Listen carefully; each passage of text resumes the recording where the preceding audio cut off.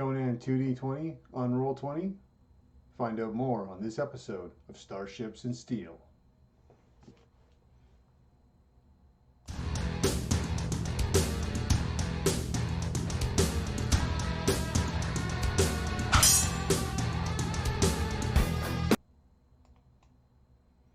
Alright, so welcome back to another exciting episode of Starships and Steel. Today I want to talk about my custom sheet for Roll20. Straight up at the start of this video, if you do not have a subscription to Roll20, this will not work for you. It requires the use of the API and all that kind of fun stuff. That being said, the first thing you need to do is, if you want to try this out, go over to the website, Starships and Steel. There'll be a link down below, and find the article on 2D20 on Roll20 custom sheets, as we have here. This is a list of the instructions that you need to do to get it to work, but I figured a video might be helpful as well. So if we scroll down, a couple things we need to do: create a table, pretty common, hit location table, GM panel character, and then basic game setup. If we go down here a bit further, we see the code. So these three things, HTML code, CSS code, and the API code, are necessary to make this work. So what we need to do first is just kind of click on each one of these. When we do that, it'll open up in a new window. Conan 2D20, latest version. Over here on the right, there's a download button, so hit that, and that will download it to somewhere on your computer. Make note of where it saves it because it's important. We can close it once we're done. I'm going to do that for the remainder of these. Same thing. Open up the cascading style sheets. Save that. Close it. And then come into here and grab our API code, which is JavaScript.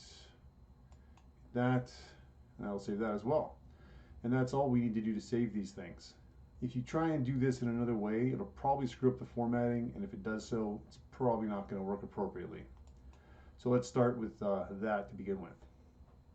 Once we have those all downloaded, we're going to come back to Roll20, which is here. See my pro account. I'm going to create a new game. Drop my Conan book over there. We'll call this Conan, good spelling, test, YouTube. I'm going to go optional character sheet, custom. And I'm going to go, I'm ready to create my game. Perfect. So now we're here. We need to go to settings. We need to go to game settings. Once we're in game settings, we're going to come down to our character sheets. We'll see our HTML and CSS is currently empty. The other thing we want to check out here is legacy sanitation. They've changed the sheets a little bit since, I guess, March. I have not looked at them yet, so I'm just going to click that and turn it on to make sure that that's there. And then once we've done that, we're going to kick back over to our files we downloaded. And I won't be able to see this on my computer, but that's all right. Basically, you want to go to where you save them. You want to right-click on them, and then go Open With, and then go Notepad. So once you've got them open, I'm just going to do them right here so you can see. So we're going to right-click on the HTML file, and again, you cannot see this on my screen that I'm recording, but just go to the files, right-click on them, Open With Notepad. Once they're open, you can click in the Notepad, hit Control-A to select all, hit Control-C to copy. Come back to your HTML layout, hit Control-V to paste. Perfect. Now we have our HTML in here for our character sheets. Click on CSS styling. Do the same thing again, right-click on our cascading style sheets, Open With Notepad, Control-A, Control-C, back to our CSS styling, Control-V to paste. Once that's done, we're going to go Save Changes. Nice and easy. So this is all saved in the right place now. We're going to come back to Conan Test YouTube, click up there. I think we saved it, but we're going to make sure, just to be sure it's safe, because I don't trust computers very much. Click there, leave. Go back to settings, go to API scripts. So we want to go a new script, call it Conan.js. Same thing as before. right click on the Conan.js script that we have downloaded, open with Notepad, Control A, Control C, and back to the API here, Control V to paste, save script. And that's pretty much all you need to do to get the actual game running here. Let's close these so I can see what's going on. We're going to make a duplicate tab. And then we're going to come back to our Conan test. And it's good to create a duplicate tab at this point in time so you can view the API, because this is still work in progress and it will probably crash when you're playing, and you will need to reset the API to get it going again. So having it open is just easier. So let's hit launch game. That'll bring it up. Now we can go back to our Starships and Steel, and back up here and go, we need a table called CD, so let's build that. Rollable tables, add, new table, call it CD, add item 1, changes, add item 2, save changes, back to here, see what it's supposed to look like, 2 blanks and then 1 plus effect. Add item, save changes, add item, save changes, add item, 1 plus effect, save changes. And this is a pretty common table that most of the Conan custom sheets use. Plus effect, save changes, save changes. So that's our combat dice. So that's a good thing. Oh, let's go back to here. So you can hit location die. I'm just going to set this up really quick. Not a macro, we don't need a macro. Add a table. Back up to here, hit location, make sure we're spelling it right. You guys can see the power of my brain and how long I can remember things as I do this. I don't know if it's actually case sensitive, but it's better to be safe than sorry. Let's go save changes. Now let's go add item here. So we're going to go ahead, add item, torso, save changes, add item, right. If you're doing this for yourself, I would modify the weighting for these because it's not 1-to-1 on the die. But for this example, we're just going to do it quick.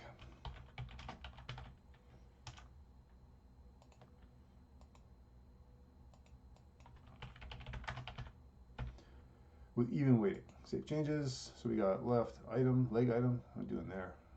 Left leg, right leg. That should be left arm. Save changes. Save changes. Okay. Let's kick back over to Starships and Steel. And it says we also need a character named GM panel. This is the Doom panel. Doom pool. This is the player momentum pool. So this kind of is the central area where it stores Doom and momentum. So it needs to be this right name so the API can call to it and from it so it can keep track of things. Let's come back to our thing. I'm going to go journal, add, character, call this GM panel.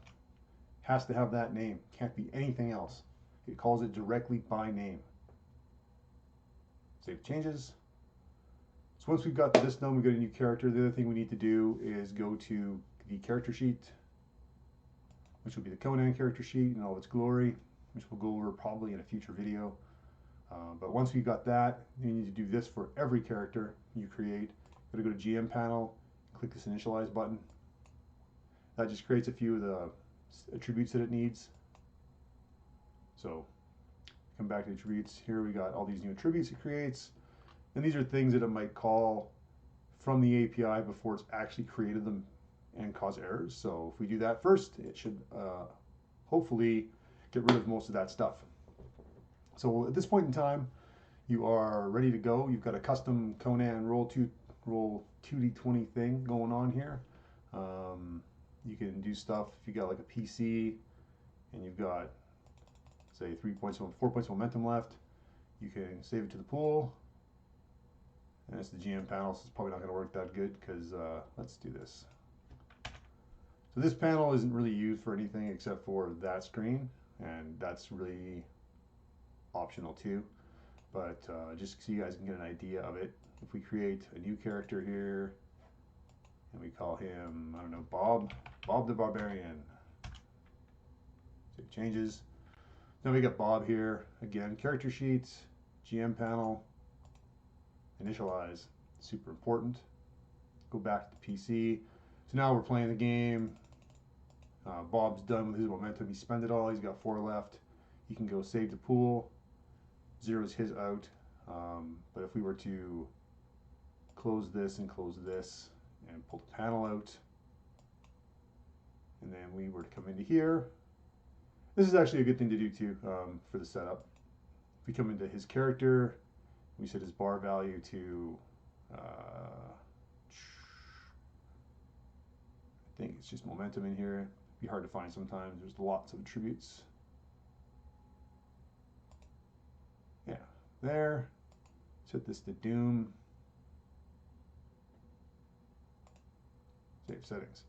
So now you can see he's got 4 momentum. If Bob was the next player, Bob would come in from his character sheet and get the pool. So now he has 4. Pool now has 0. Now he can use that to buy dice or do whatever. So that's just a really handy way to kind of keep track of stuff. The other thing that I do, which you're welcome to do or not, is in the default settings for the game. So if we were to go, let's just remember this. So Vigor's red resolves blue. So I would come into here and go back to our settings. Let's just come back to here and go game, back to here. And then in your game add-ons, game settings, and where this stuff is, game default settings, you do it here. Or do you have to do it in the other place?